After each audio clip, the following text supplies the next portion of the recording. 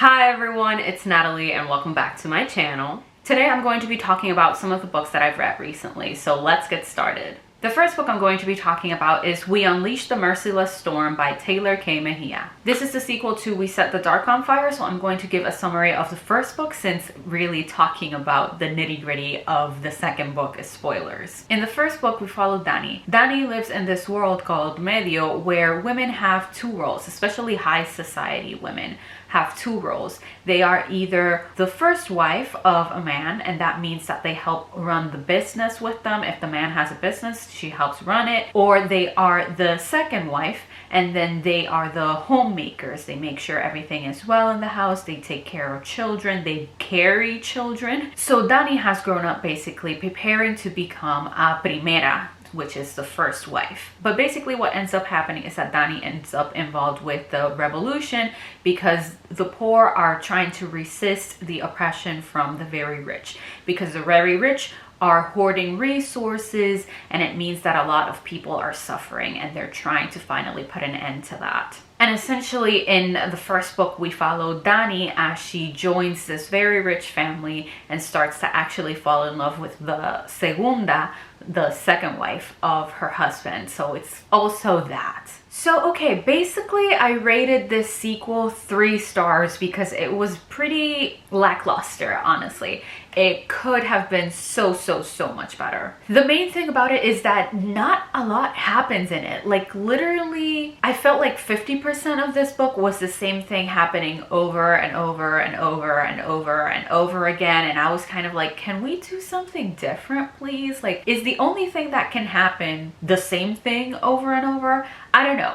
I think part of it is that in the first book we're following Dani, and in the sequel we're following Carmen, and it just didn't work. I thought that Dani's perspective was much more interesting.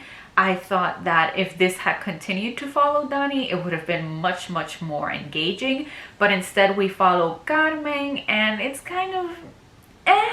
In this sequel, I also thought the romance wasn't all that great, so that's also kind of why I was kind of very meh about it. I still believed in the relationship, I was still invested in the relationship, but in reality, I wasn't as invested as I felt in book 1, so that was kind of a letdown. The main reason though I didn't rate this 2 stars and instead went for a 3-star is because I still think that thematically this book was doing a lot. I still appreciated that with Carmen and Dani and the revolution, La Voz, the ones leading the resistance, they were envisioning changes for this group because this group was taking a change that they weren't into, basically. They didn't think it was the right change that this group needed to do. So I still appreciated the messages in this book. I still appreciated thematically what this series was doing. I just think that other elements of it were not quite what I was expecting them to be. So yeah, I would still encourage everyone to pick up the first book because I really do think the first book is very good. But this sequel, honestly, if you're okay with an ambiguous ending, I feel like you don't need to pick up the sequel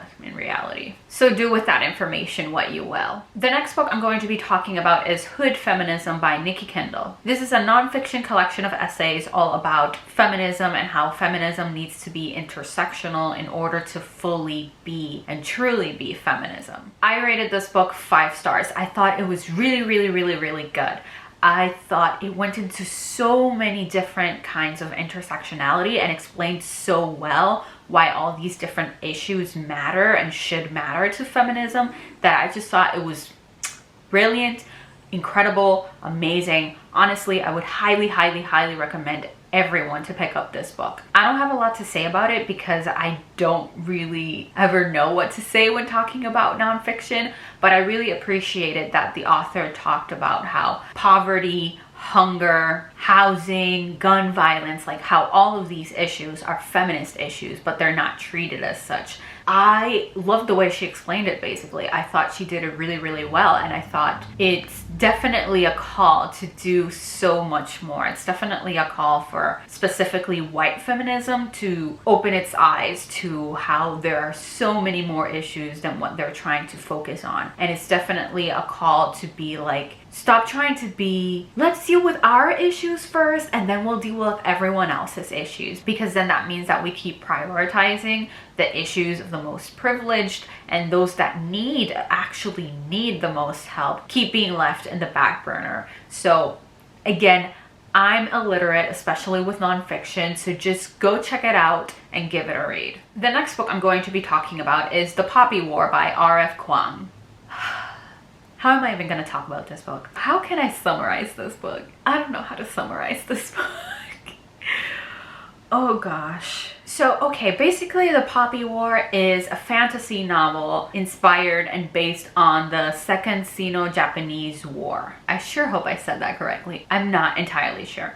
But essentially, we follow our main character, Rin, who grows up in this basically small town. She's very, very poor, and the people she lives with wants to basically get rid of her, and so they arrange a marriage for her. She doesn't want to get married, so she tells them, please let me take this test that allows me to join the military, and if I pass it and all of that, you won't have to deal with me because the military is the one that's going to be dealing with my ass. So they agree to it, and she spends, I think it's like 2 to 4 years studying for this test. She takes the test. She ends up being one of the students with like the highest score, so she gets sent to join the military. And at this military school, she's, you know, training to work for the militia.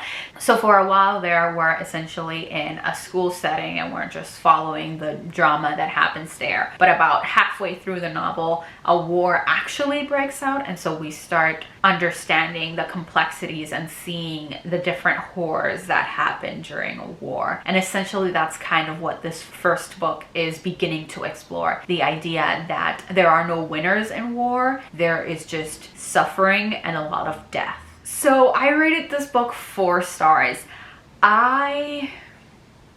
Listen, I have like the shittiest review of it on Goodreads because I don't know how to talk about this book. Like, I'm pretty sure my summary was borderline incomprehensible and just very repetitive because I literally don't know how to talk about this book. It was really, really good, but it broke me. Like, it literally broke me. I thoroughly enjoyed listening to it as an audiobook. I thought the audiobook was really, really good, and I thought the whole story was very interesting and very engaging, but at the same time I felt extremely drained once I finished it. I felt like the book went into my insides and just scooped them out. Like, literally that's how I felt by the end of this, and I was like, wow. So it's intense. It's intense.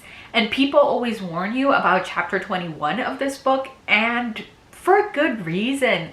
That shit was messed up. That shit was really fucked up. And honestly, the whole book just fucked me up. It really did.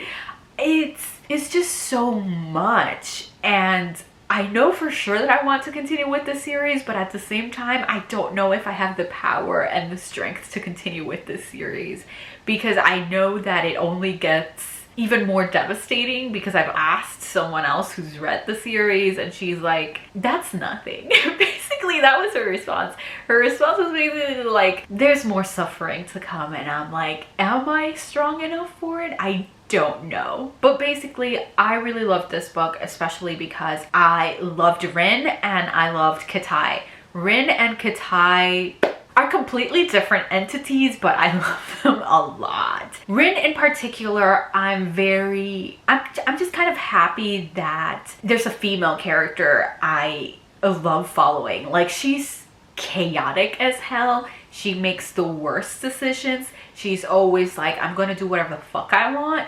But I love her. I don't know. I just find her very, very, very interesting. So I am invested in seeing where her character goes and what happens with her life after this book. And then Kitai is like the total opposite of Rin. He is like a huge nerd. He's like naturally retains information very easily. He is very, I don't know, he sticks to morals. He has an actual moral code that he follows.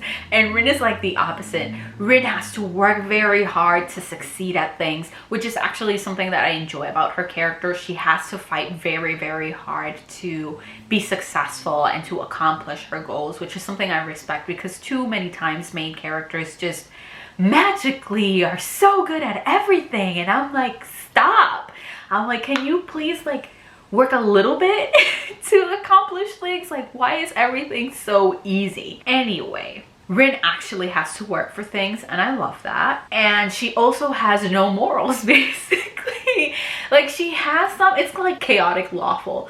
Like, she has some kind of a moral code, but like it's incomprehensible. So yeah, let me just stop rambling and cut to the point. The main reason I rated this book 4 stars instead of 5 stars is because the writing style just wasn't enough for me. I'm someone who enjoys purple prose or something that's at least a little bit more lyrical, and this was more on the dry side and more direct and straightforward. I tend to not jive with that so much. I'm pretty confident that the reason I was able to get through this book very easily was because I listened to it as an audiobook. I think that if I had picked this up as a physical book or as an ebook, because that's one of the other formats I own it in, if I had picked it up as an ebook, I don't think I would have been able to push through it, because I'm someone who gets very easily bored with dry, direct writing. It just doesn't work for me. I kind of just like, my eyes gloss over and I just stop all thought.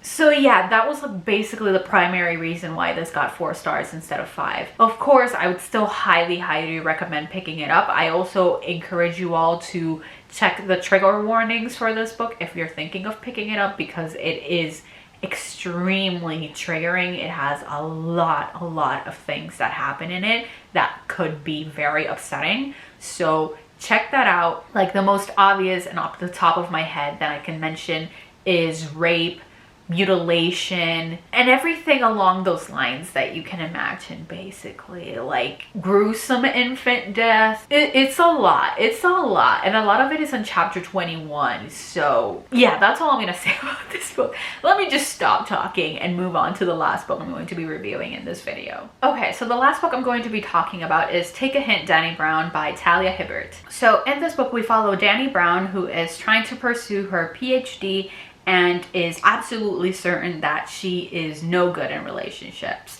She has been in previous relationships where no one really gets her kind of affection, and so they tell her that she's basically the worst partner ever. So she decides that she's only going to do flings because she's not relationship material. But what ends up happening is that the security guard at the college that she works at ends up saving her, because there's like a fire drill and it's all caught on tape, him heroically carrying her out of the building. And the security guard named Saf has this business that he's trying to get off the ground, and he tells her basically, can you fake date me so we can take advantage of all this press and all this attention on our relationship because of the heroic rescue?